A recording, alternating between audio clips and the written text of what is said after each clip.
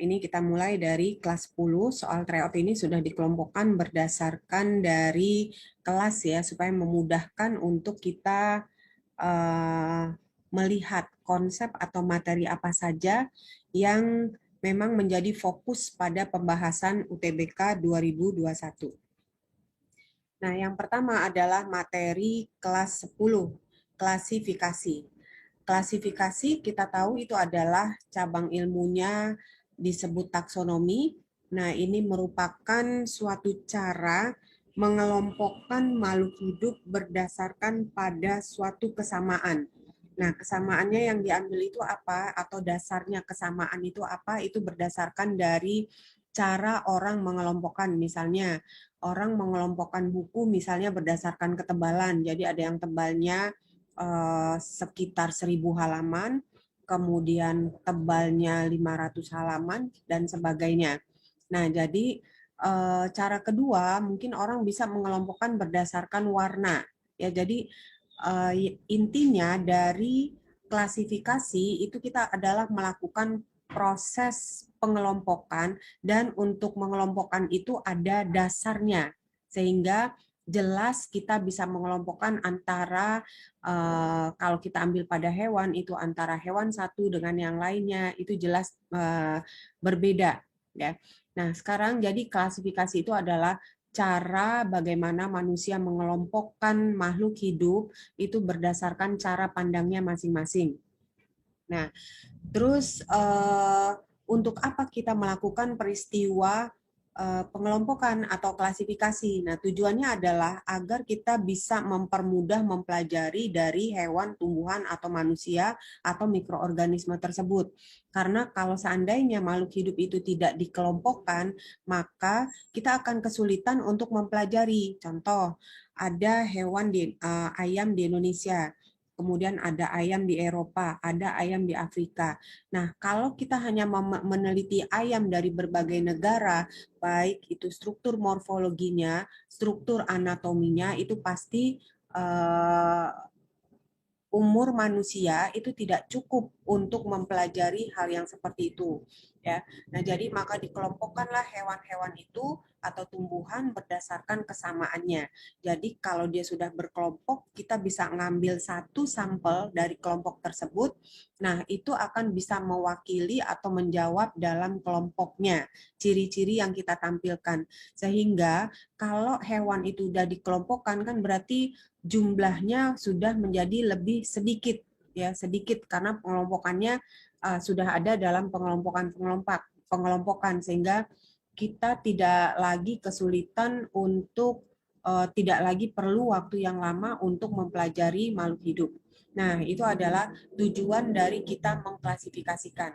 Nah, kemudian ilmu klasifikasi ini terus berkembang, di mana setelah orang mempelajari atau mengelompokkan, orang mulai melihat kenapa kelompok makhluk hidup yang satu ini dibandingkan dengan makhluk hidup yang satu lagi yang lainnya, kenapa ada kemiripan. Sedangkan kalau kita bandingkan yang satu kelompok makhluk hidup ini dengan yang lain, kok ini nggak mirip. Yang satu mirip. Nah, padahal mereka memang berbeda dari spesiesnya. Nah, kenapa bisa demikian? Maka orang mulai mencari lagi jawaban atas masalah tersebut, kenapa ada kelompok-kelompok hewan yang mirip satu sama lain, dan dia bukan satu kelompok, tapi berbeda kelompok, tapi memiliki beberapa kemiripan. Nah, ada juga beberapa kelompok kok tidak mirip sama sekali.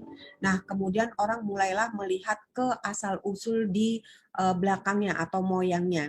Nah, jadi setelah mereka menelaah dari beberapa kelompok hewan atau tumbuhan yang mereka lihat mereka itu punya kemiripan satu dengan yang lainnya.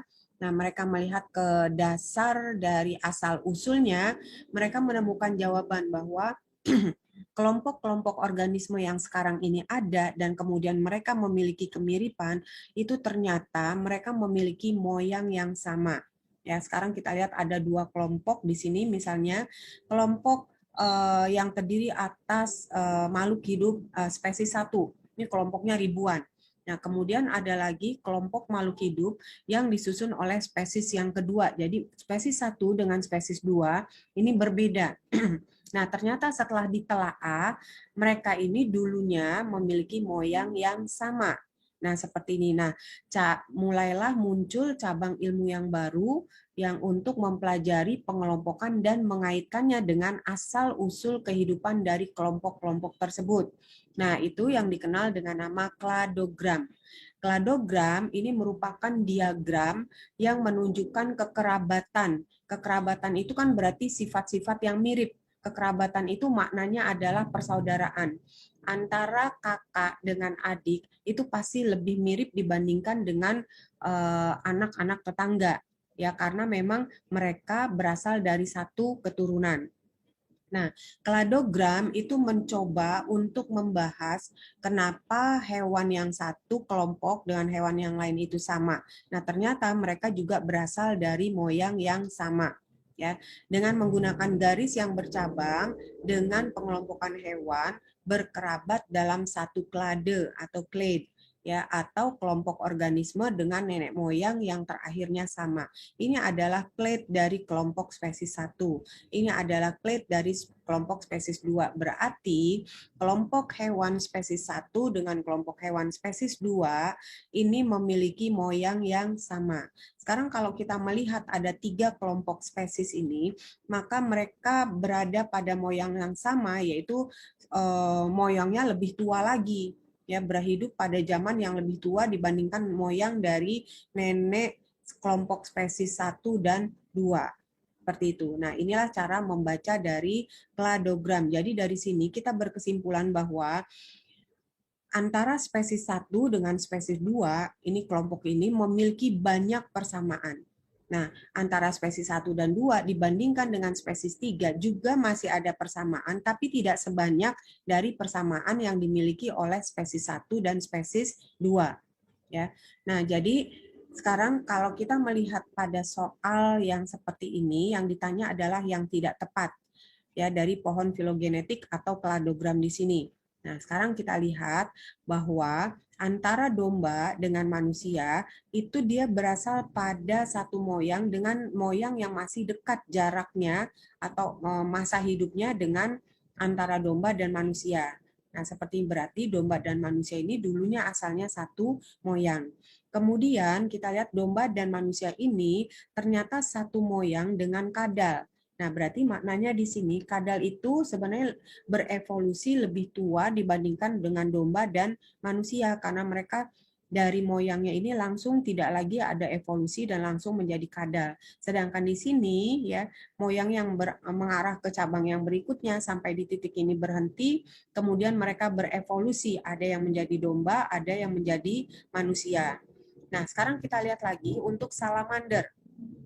Salamander itu moyangnya adalah di sini. Ya. Nah, dia tidak lagi berevolusi, tapi beda untuk cabang yang satu lagi. Ketika sampai di sini, dia berevolusi. Ya, dari salamander ini ada yang menjadi kadal, ya, dan seterusnya menjadi domba dan manusia. Nah, kalau kita meninjau dari periode evolusinya, maka kita akan bisa mengatakan bahwa salamander itu adalah organisme yang paling tertua karena memang mereka berasal dari moyang yang memang sejak awal terbentuk. Ya, mereka tidak lagi mengadakan evolusi. Kemudian di bawah salamander yang tertua adalah kadal. Nah, di bawah kadal itu adalah domba dan di bawah domba adalah manusia. Nah, sekarang kita kembali pada pertanyaan. Pernyataan yang tidak tepat berdasarkan pohon filogeni adalah yaitu salamander memiliki kekerabatan dekat dengan kadal. Nah, sekarang kita lihat di sini salamander ini kekerabatan dekatnya hanya sampai di sini, ya. Sedangkan untuk kadal itu berbeda jauh karena dia sudah mengalami evolusi seperti itu. Jadi untuk yang salamander memiliki kekerabatan dekat dengan kadal itu tidak tepat karena dari garis pohon filogenetiknya tidak menggambarkan seperti itu. Yang kedua, domba dan manusia berasal dari nenek moyang yang sama. Nah, sekarang kita lihat di sini kan yang tidak tepat ya. Yang tidak tepat berarti ini kita lihat dulu ya, kayaknya ini hampir tepat deh yang ini nih. Tapi kita lihat dulu. Kadal dan domba, apa mana tadi? Domba dan manusia berasal dari nenek moyang yang sama. Kita lihat di sini, nenek moyangnya sama kan? Nah, ini benar ya. Ini kita lihat dulu nanti, yang mana yang paling tepat. Nah, terus kadal berevolusi lebih dulu dibandingkan domba. Kita lihat nenek moyang mereka kan di sini. Nah, ternyata benar kadal lebih dulu berevolusi dibandingkan dengan domba. Karena domba terhenti di sini, barulah dia terpisah menjadi dua cabang. Salamander merupakan organisme tertua. Nah, betul ya, salamander organisme tertua.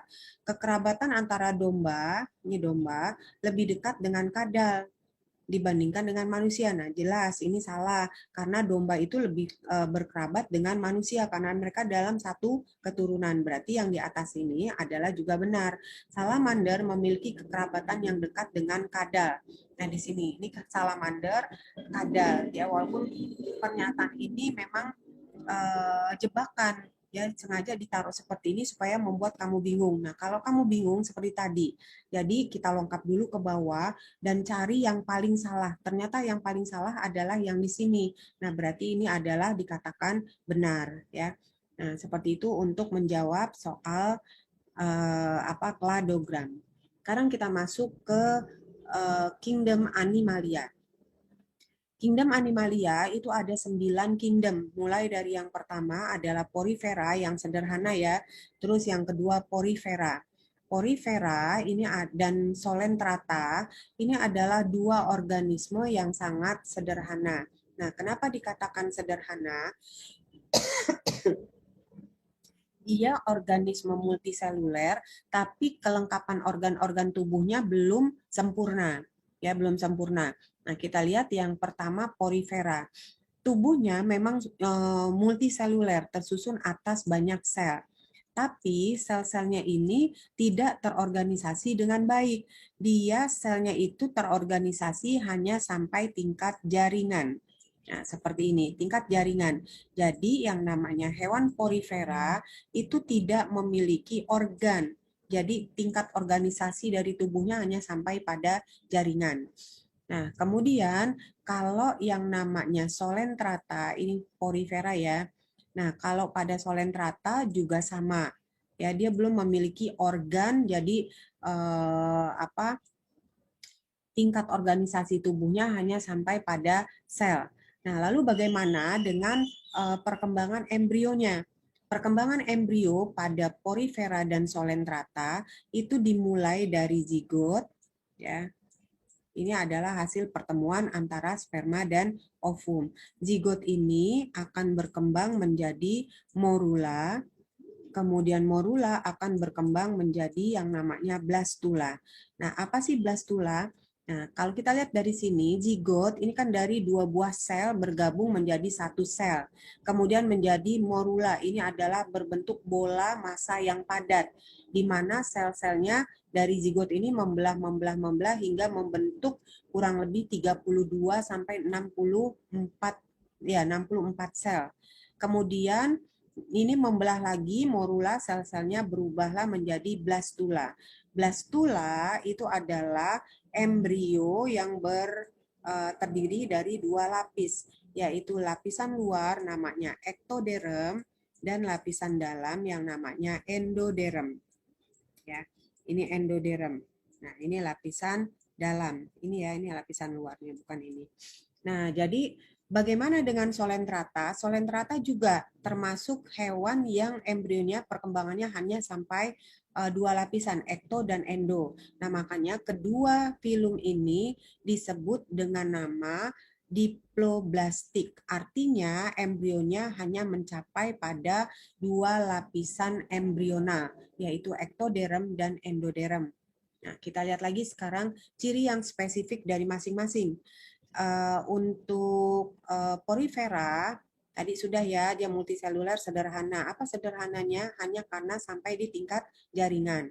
Kemudian hidupnya sesil atau menempel pada dasar perairan yang harus jernih. Ya, jadi dia bersifat bersih ini. Dia heterotrof, artinya tidak bisa membentuk makanan sendiri. Nah, berarti dia harus mencari makan yang sudah jadi. Nah, makanannya adalah bakteri dan plankton. Ya, Kemudian bagaimana mengelompokkan dari porifera? Porifera ini dikelompokkan berdasarkan atas berdasarkan dari rangka tubuhnya dibentuk oleh senyawa apa. Nah, sekarang kita lihat di sini ada 3 kelompok dari porifera berdasarkan jenis senyawa penyusun tubuhnya. Yang pertama adalah kalkarea. Nah, kalkarea ini rangka tubuhnya, rangka tubuh itu disebut spikula, duri-duri, itu mengandung zat kapur atau CaCO3. Nah, ini contohnya adalah sikon dan leukoslenia. Leukosolenia ya. Yang kedua, hexactinellida. Nah, rangkanya terbuat dari silikat. Silikat itu apa sih? Sejenis kaca. Nah, makanya hewan ini dikenal juga dengan nama spons kaca. Contohnya Euplectella, kemudian Aspergillum ya. Yang berikutnya kelas Demospongia. Kelas Demospongia ini rangkanya atau spikulanya itu mengandung silikat atau kaca dan juga ada spons ya.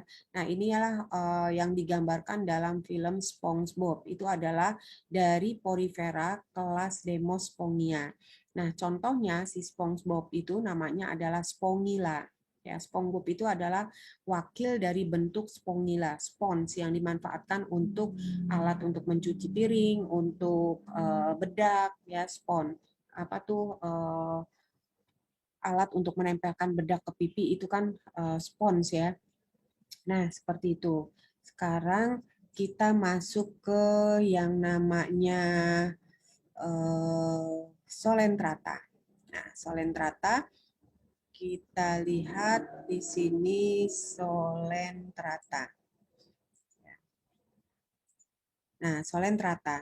Solentrata ini adalah hewan, kalau tadi porifera itu adalah hewan berongga, maka solentrata ini porifera itu adalah hewan berpori, artinya tubuhnya ditutup oleh banyak pori, karena pori itu berguna untuk sebagai sistem saluran air ya, untuk melewatkan O2 dan makanan itu pada porifera. Nah, solentrata itu dari kata soelom, artinya dia memiliki rongga tubuh ya. Tubuhnya memiliki rongga yang besar di tengah yang disebut dengan nama rongga gastrovaskuler.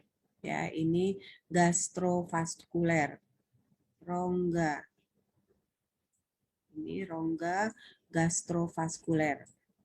Nah, ini adalah rongga yang dimiliki oleh semua dari hewan solentrata gastrovaskuler ini ya. Nah, rongga gastrovaskuler. Nah, terus ciri khasnya adalah kalau tadi porifera dia memiliki pori, kalau ini selain dia memiliki rongga besar yang disebut rongga gastrovaskuler, ini adalah rongga yang berfungsi untuk pencernaan makanan sekaligus mengedarkan. Nah, ciri lainnya hewan ini mempunyai alat sengat. Nah, makanya dia dikenal dengan nama hewan cnidaria ya. Hewan cnidaria. Jadi selain orang menyebut istilah solentrata, dia juga hewan ini disebut dengan nama cnidaria. Artinya hewan ini memiliki alat sengat. Nah, alat sengat ini banyak terdapat di bagian tentakel. Kemudian tubuhnya simetri radial, demikian juga dengan porifera. Simetri radial itu artinya kalau hewan itu dipotong dari arah seperti ini akan memberikan belahan kiri dan kanan sama. Dipotong dari tengah, ya ini juga atas dan bawah sama. Dipotong dari sini akan memberikan belahan yang samping atas dengan samping bawah sama. Nah, itu adalah simetri radial. Kemudian dia juga embrionalnya terdiri atas 2 bagian yang seperti tadi sudah dijelaskan, ektoderm dan endoderm. Nah, bagaimana pengelompokannya? Ya, pengelompokannya hewan ini dikelompokkan menjadi 3 kelompok juga berdasarkan dari kemampuan geraknya. Nah, ada yang pertama kelompok hidrozoa. Nah, ini tidak bisa bergerak karena hidupnya menempel di dasar laut. Ya, hewan ini hermaprodit. Nah, contohnya ini yang sering umum adalah hidra, ya viridissima. Kemudian hidra fusca, ini adalah hidra coklat. Yang berikutnya adalah scyphozoa. ini adalah hewan yang bisa bergerak bebas, bentuknya seperti payung. Ya, bergerak bebas itu artinya medusa. Nah, jadi contohnya adalah ubur-ubur. Ya, nama lain dari ubur-ubur adalah Aurelia aurita, ya, atau ubur-ubur mangkok. Yang selanjutnya Anthozoa. Anthozoa ini adalah merupakan bunga karang, ya, dia artinya dia ini memiliki warna-warni yang sangat menarik. Nah, hewan Anthozoa yang sudah mati itulah yang nanti akan membentuk karang. Jadi karang di laut itu adalah sebenarnya dari hewan-hewan kelompok Anthozoa yang mengalami kematian. Ya, nah itu contohnya adalah Tubiflora, Acropora, Fungia dan lain-lain. Nah, inilah yang namanya kelompok Solentrata, hewan yang memiliki rongga di tengah. Jadi dia banyak kemiripan dengan yang namanya Porifera. Ya. Nah, berdasarkan dari penjelasan tadi, nah kamu pasti akan sudah bisa menjawab dari soal berikut. Beberapa invertebrata masih memiliki dua lapisan embrional. Nah, udah dispesifikan nih. Kalau kita sudah diberikan clue-nya, ini kan clue ini, ya, dua lapisan embrional. Kita udah tahu bahwa hewan ini adalah hewan Solentrata atau Porifera. Nah, terus berikut ini mana yang tergolong dua hewan yang punya dua lapisan? Sekarang kita lihat dari namanya. Tadi kan udah disebutkan ya, Aurelia ini adalah ubur-ubur. Kemudian Dugesia tigrina ini adalah kelompok Platyhelminthes, ya. Platyhelminthes ini adalah kelompok cacing piti, ya, cacing pipi. Platyhelminthes. Nah, ini Platyhelminthes, ya. Nah, Platyhelminthes terutama dari kelompok yang namanya Turbellaria untuk tigrina, ya, atau ini yang dikenal dengan nama Planaria, ya. Jadi Turbellaria, ya, ini Dugesia itu adalah nama lain dari Planaria. Nah, seperti itu. Kita tahu untuk Platyhelminthes tidak tergolong hewan memiliki dua lapisan, tapi dia sudah tergolong hewan triploblastik, ya, punya tiga lapisan. Walaupun dia masih belum punya zoelom atau rongga tubuh. Nah, sekarang kita lihat lagi Spongilla. Inilah SpongeBob. Berarti ini juga benar. Ini kelompok Porifera. Kalau ini kelompok Solentrata. Berikutnya Taenia solium. Ini adalah cacing pita. Cacing pita itu juga termasuk dari kelompok Platyhelminthes, ya. Platyhelminthes dia namanya adalah Taenia solium. Ini kan Taenia solium. Ini adalah cacing pita yang banyak terdapat pada otot atau daging babi, ya. Nah, jadi dari sini kita bisa menjawab bahwa yang termasuk dua lapisan itu adalah Aurelia, ini adalah dari kelompok Solentrata, dan Spongilla, ini dari kelompok Porifera. Jadi jawabannya adalah 1 dan 3. Nah, yang selanjutnya kita lihat soal berikutnya. Kita masuk ke Kingdom Plantae. Nah, Kingdom Plantae di sini, ya, kita lihat yang Kingdom Plantae itu dikelompokkan menjadi dua kelompok besar. Yang pertama, tumbuhan yang berkembang biak dengan spora. Yang kedua, tumbuhan yang berkembang biak dengan biji. Jadi sebenarnya Kingdom Plantae ini, ya, ini ada dua Kingdom Plantae. Dia dibedakan atas dua, yaitu yang berkembang biak dengan spora, ya. Spora ini adalah cikal bakal dari makhluk hidup, ya. Yang kedua berkembang biak dengan biji. Nah, yang berkembang biak dengan spora ini ada dua makhluk hidupnya, yaitu paku atau Pteridophyta dan lumut atau Bryophyta. Nah, yang berkembang biak dengan biji kita bedakan lagi dua, yaitu yang bijinya bisa kita lihat dari luar tertutup, ya. Ini tertutup, ya, tumbuhan biji tertutup. Nah, yang satu lagi tumbuhan yang bijinya bisa yang kita bisa lihat dari luar. Ya, kalau ini tidak bisa dilihat dari luar, yaitu tumbuhan biji tertutup. Ini tumbuhan biji terbuka. Nah, tumbuhan biji terbuka ini contohnya adalah kelompok tanaman yang disebut dengan nama Gymnospermae. Nah, ini adalah kelompok tanaman yang bijinya bisa kita lihat dari luar. Contohnya, ini adalah melinjo, kemudian pinus, apalagi ya, cemara. Nah, itu adalah pakis haji, itu bijinya bisa kita lihat dari luar. Nah, kelompok tanaman yang bijinya tertutup, ini kita bedakan lagi atas dua. Yang bijinya berkeping satu dan yang bijinya berkeping dua. Yang berkeping satu ini namanya monokotil. Yang berkeping dua namanya adalah dikotil. Nah, sekarang berdasarkan dari pertanyaan, maka kita masuknya ke sini. Ya, nah, kita masuk ke tanaman kingdom lantai yang berkembang biak dengan spora. Nah, dia ada dua, Pteridophyta dan Bryophyta atau lumut. Nah, jadi sekarang kita lihat dulu tanaman yang namanya Bryophyta ini disebut dengan nama tanaman Talophyta. Artinya apa? Tanaman ini belum memiliki akar, batang, dan daun yang sejati. Ya, sedangkan tanaman Pteridophyta atau paku ini disebut tanaman Cormophyta. Cormo dari kata cormus. Artinya tanaman ini sudah memiliki akar, batang, dan daun yang sejati. Nah, kita bedakan lagi. Kalau Bryophyta, dia belum punya jaringan pengangkut, xilem dan phloem. Nah, seperti yang pada soal yang lalu, maka karena dia tidak punya jaringan pengangkut, cara pengangkutan air itu masih menggunakan sistem apoplas, simplas, ya, dan transmembran. Nah, sedangkan kalau pada tanaman Pteridophyta, dia akar, batang, dan daunnya sudah sempurna. Nah, makanya dia sudah memiliki xilem dan phloem. Ya, maka air dan hara mineral itu bisa diangkut sampai ke daun melalui xilem, sedangkan hasil fotosintesisnya diangkut melalui phloem. Ya.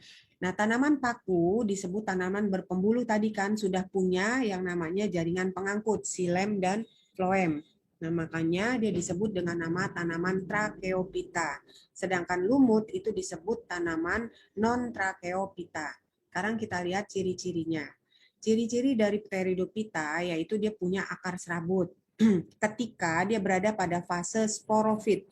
Artinya fase sporofit ini adalah fase yang dominan dalam kehidupan paku. Nah, dia juga ada fase yang kehidupan yang tidak dominan, artinya umurnya pendek.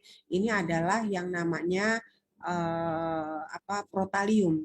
Ya, nah protalium itu punya akar yang belum sempurna yang namanya rhizoid.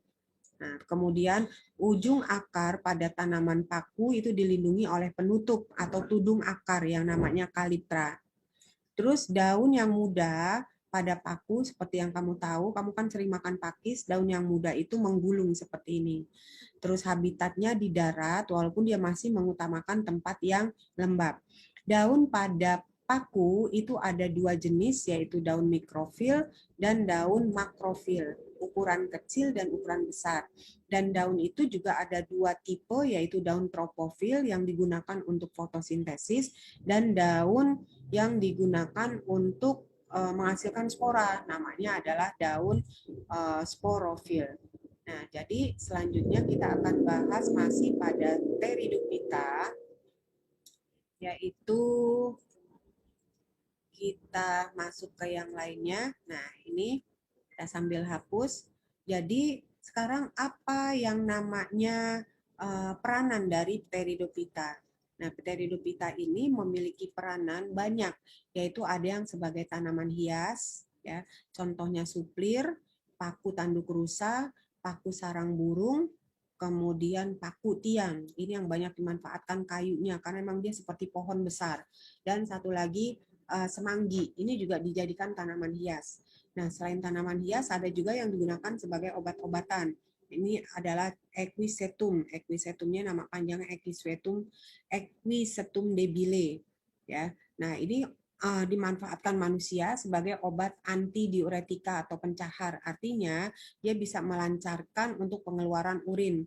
Nah, pada orang-orang tertentu di mana ketika dia buang air kecil terhambat sedikit-sedikit, nah bisa diatasi dengan menggunakan Equisetum debile ini.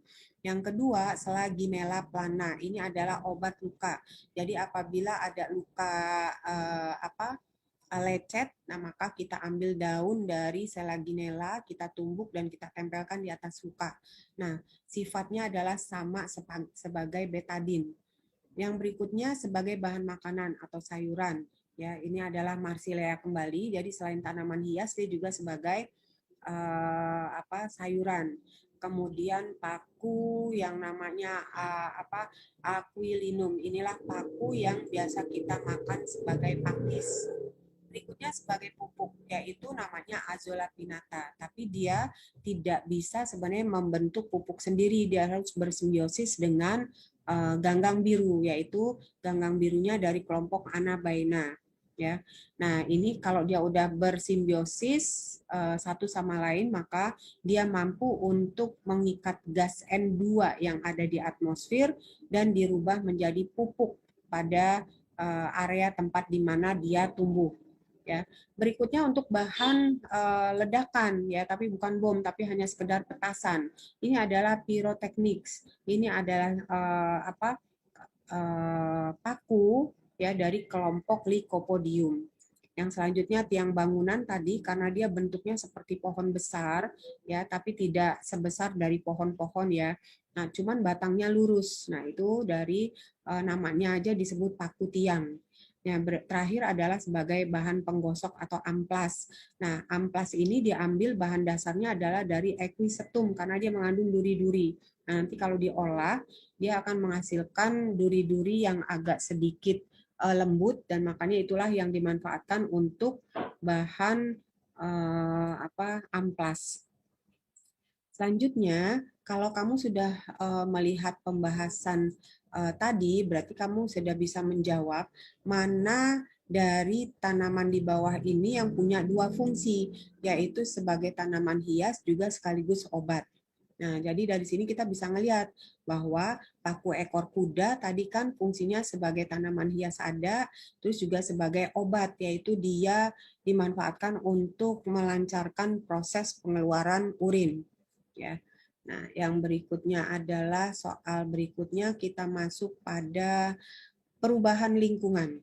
Perubahan lingkungan itu adalah lingkungan yang sudah berubah dari kondisi aslinya.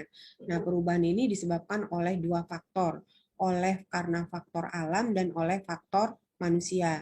Yang disebabkan oleh faktor alam misalnya adalah gempa bumi, gunung meletus. Nah, yang disebabkan oleh faktor manusia ini banyak sekali. Ya, yang ini adalah hasil dari dampak perubahan lingkungan yang dilakukan manusia. Banjir, tanah longsor, ini adalah dampak dari manusia yang menebang pohon-pohon di hutan sehingga akar pohonnya itu menjadi mati dan tidak lagi bisa untuk menyerap kelebihan air hujan sehingga dia akan mengalir yang menjadi longsor dan longsor itu juga selain mengalir itu dia juga akan menyebabkan banjir. Kemudian yang kedua, kebakaran hutan. Orang ingin mendapatkan lahan dengan cara yang cepat dengan cara membakar hutan. Maka hutan itu sudah terbuka dengan mudah. Maka tinggal mereka melakukan untuk bercocok tanam. Pencemaran udara ini dilakukan dari industri-industri yang ada di muka bumi, kemudian yang kedua juga dari pembakaran bahan bakar fosil dari kendaraan ya. Nah, ini akan mengakumulasi gas-gas pencemar ke atmosfer. Terus pencemaran tanah di mana tanah banyak dipenuhi oleh bahan-bahan yang sukar untuk dicerna, yaitu mulai dari kaca, kaleng, besi, baja, itu adalah bahan-bahan yang memang sulit untuk dicerna oleh mikroba dari tanah. Yang keenam, pencemaran air. Ini adalah banyaknya air-air limbah yang dibuang ke perairan. Nah, jadi kita fokus sekarang pada pencemaran air. Nah, pencemaran air ini merupakan rusaknya ekosistem perairan yang ditandai dengan mulai banyaknya bahan-bahan atau endapan yang terdapat di perairan. Kemudian perairan itu mengeluarkan bau yang tidak sedap, kemudian pH dari airnya turun, kemudian suhu air berubah, warna dan rasa air juga berubah, mikroorganisme pembusuk di dalam air itu meningkat dengan pesat. Nah, sekarang kita bahas tadi pencemaran air. Banyak tipe pencemaran air dan dampaknya. Salah satunya adalah eutrofikasi. Eutrofikasi ini merupakan, kalau kita lihat apa sih arti eutrofikasi, yaitu melimpahnya tanaman air ya sehingga menutupi permukaan air. Padahal permukaan air itu seharusnya adalah dalam kondisi bebas karena permukaan air itu dijadikan tempat untuk difusi gas, yaitu antara O2 dari udara masuk ke dalam perairan. Ya, peristiwanya namanya adalah aerasi.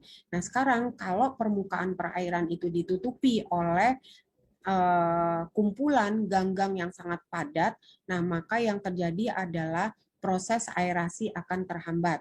Proses aerasi akan terhambat itu akan mengakibatkan gangguan pada biota air. Nah, sekarang kalau kita tanya, apa yang menjadi penyebab kenapa tumbuhan itu bisa membludak banyak sekali populasinya? Nah, disebabkan karena terjadi peningkatan kadar nutrisi di dalam air. Nah, apa saja nutrisinya? Bisa nitrat dan bisa fosfat. Nah, nitrat dan fosfat ya itu berasal dari kelebihan dari pupuk kimia yang disebarkan di area pertanian. Nah, biasanya kan kalau kelebihan dia bersama-sama dengan air itu hanyut ke sungai. Nah, ini berarti air sungai itu sekarang bisa dikatakan mengalami tercemar. Yang kedua, dari mana fosfat dan nitrat itu ada di dalam air? Itu adalah dari limbah rumah tangga, yaitu dari cucian-cucian deterjen, karena deterjen itu mengandung fosfat. Nah, jadi kalau di perairan itu sudah banyak atau tinggi kadar dari nutriennya, maka itu akan menyebabkan memancing tanaman untuk menjadi cepat pertumbuhannya karena dipupuk dengan baik.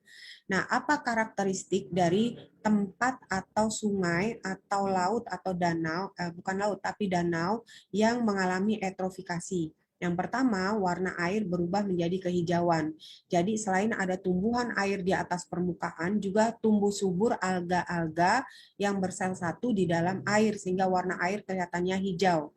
Kemudian mulai mengeluarkan bau yang tidak sedap dan warnanya sudah hijau menjadi keruh.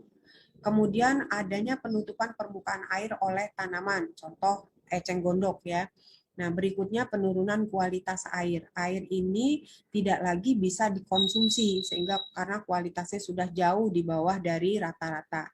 Nah, peristiwa dari penutupan permukaan air oleh tanaman air yang sangat pesat ini akan mengakibatkan biota air ini akan mengalami kematian karena kadar oksigen terlarut di dalam air juga ikut menurun ya karena akan terhambat proses tadi yang namanya aerasi. Terus berikutnya putusnya rantai makanan di ekosistem. Satu aja makhluk hidup yang mengalami keracunan karena tidak cukup kadar oksigen di dalam perairan, nah itu berarti kan akan memutus dari rantai makanan.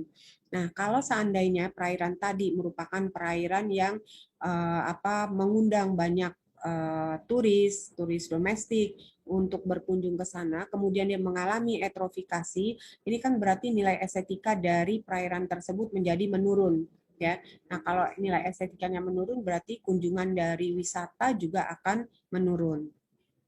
Selanjutnya, setelah kamu mendengarkan penjelasan tentang eutrofikasi, berarti kan kamu sudah bisa menjawab soal tentang eutrofikasi. Peristiwa eutrofikasi di suatu perairan menyebabkan defisit oksigen yang sangat cepat.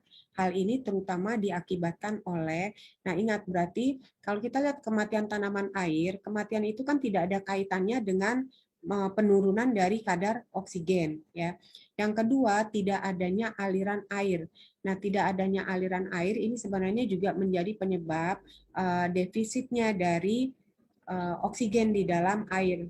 Kalau air itu bergerak dengan cepat, maka akan ada peristiwa yang namanya aerasi, yaitu terjadi difusi antara oksigen di atmosfer dengan oksigen di air. Penguraian oleh dekomposer. Nah, penguraian atau pembusukan ini membutuhkan oksigen yang sangat tinggi. Jadi, dengan semakin banyaknya organisme yang mati, maka penguraian juga akan semakin cepat. Penguraian yang cepat berarti akan lebih cepat menghabiskan dari oksigen. ya. Nah, oksigen banyak dikonsumsi ikan itu tidak ada kaitannya. Lalu laju respirasi yang tinggi pada alga. Respirasi, kalau misalnya laju fotosintesis itu mungkin benar yang bisa menyebabkan yang namanya pertambahan dari jumlah oksigen. Tapi di sini laju respirasi tinggi berarti kan dia juga membutuhkan oksigen. Tapi sebesar apapun respirasi yang dilakukan oleh alga itu tidak terlalu signifikan untuk mengurangi dari kadar oksigen di dalam perairan. Kadar oksigen itu akan mengalami defisit yang sangat pesat ketika terjadi peristiwa pembusukan. Selanjutnya dari apa? Kita lihat dulu ya. Ini tadi ketinggalan. Nah, ini ya. Jadi jawabannya adalah apa? Yaitu penguraian oleh dekomposer. Ini yang membutuhkan oksigen yang terlalu banyak. Berikutnya kita masuk ke keanekaragaman hayati. Keanekaragaman hayati itu apa sih? Yaitu totalitas variasi yang terdapat variasi pada makhluk hidup yang terdapat di muka bumi. Ya, jadi apapun jenis variasinya, apakah dia berada pada satu kelompok makhluk hidup yang sejenis atau berbeda jenis, ini disebut dengan nama keanekaragaman hayati. Nah, keanekaragaman hayati ini ada tiga tingkatan. Yang pertama, tingkatan gen. Yang kedua, tingkat spesies. Yang ketiga, tingkat ekosistem. Nah, sekarang fokus pembahasan kita pada tingkat ekosistem. Nah, pada tingkat ekosistem, ini kita bisa melihat keanekaragamannya.